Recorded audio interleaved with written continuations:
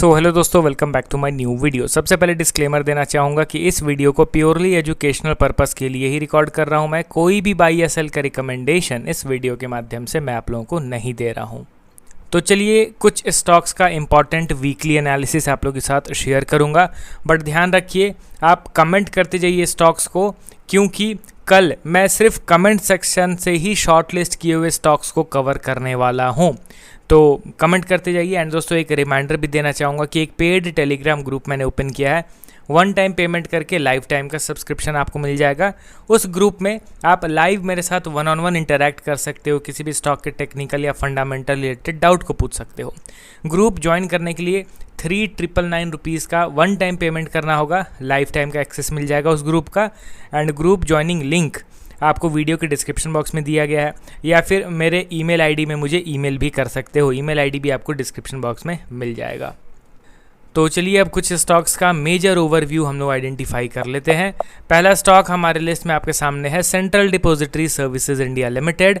Last trading session में 1.1% के minor downfall के साथ स्टॉक 1317 के लेवल पे क्लोज हो गया। ठीक है, अब फंडामेंटल वाइज अगर आप देखोगे तो पिछले कुछ क्वार्टर्स में प्रॉफिट्स थोड़ा बहुत नीचे गिरे हैं।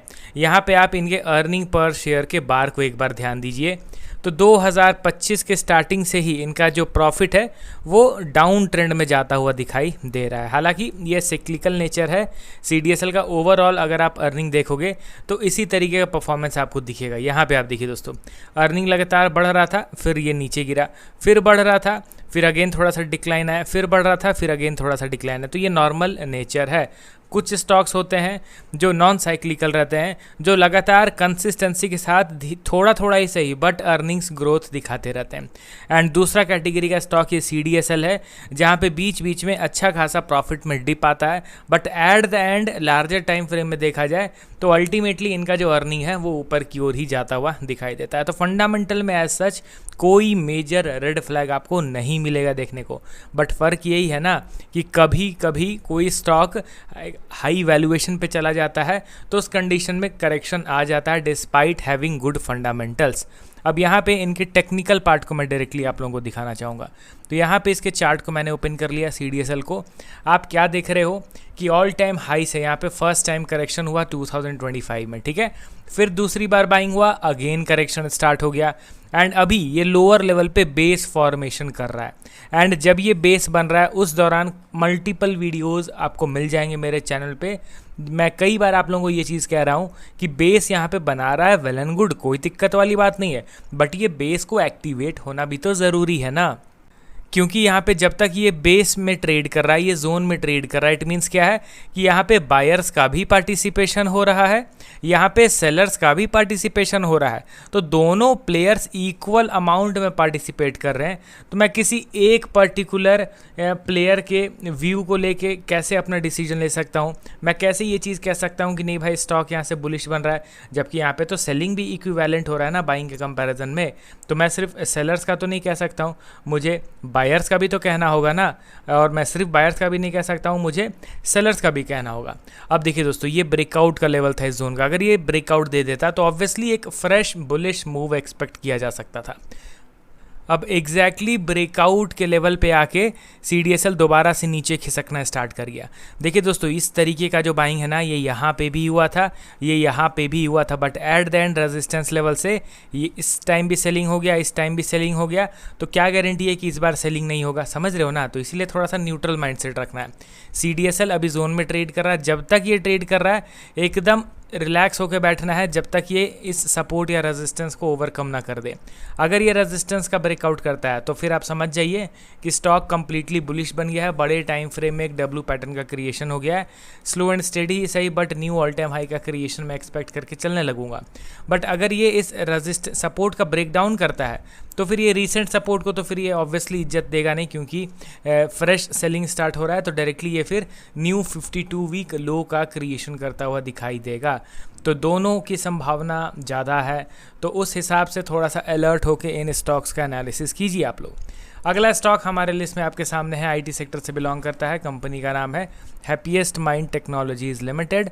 लास्ट ट्रेडिंग सेशन में 1% के करेक्शन के साथ 342 के लेवल पे ये करेंटली ट्रेड कर रहा है। अब चलिए इसके टेक्निकल पार्ट को भी एक बार कवर कर लेता हूँ मैं।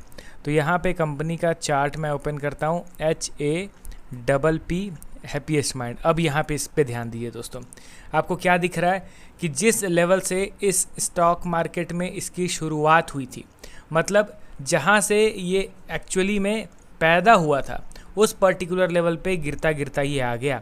एंड आपको मैं कई बार बता चुका हूँ कि लिस्टिंग के बाद स्टॉक अगर कंटिन्यूसली ऊपर जा रहा है तो वो नीचे ज़रूर गिरेगा, एंड बहुत सारे केसेस में लिस्टिंग होते ही स्टॉक नीचे गिर जाता है, बट गिरना दोनों केसेस में ही है।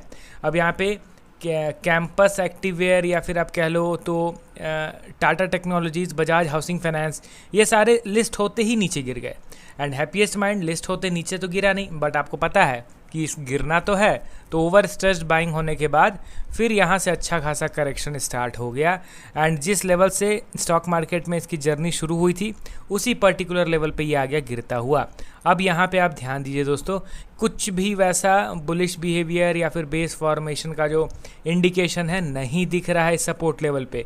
तो एज़ यूजुअल ये वीक पहले भी था, अभी भी कंप्लीटली वीक दिखाई पड़ता है, कुछ भी स्ट्रेंथ का यहाँ पे शोकेस हम लोग को नहीं हो रहा है। तो इसीलिए इस पे उतना ज़्यादा ध्यान देने की ज़रूरत नहीं है। इसको तो आप वीक एंड भी नहीं, इसको आप मंथ एंड में एनालिसिस कीजिए, मोर देन इनफ रहेगा। डेली और वीकली इसको देखने की अभी ज़रूरत नहीं है, क्योंकि यहाँ पे जिस हिसाब से ये नीचे गिरा है ना, अच्छा खासा समय लगने वाला है रिवर्सल के लिए।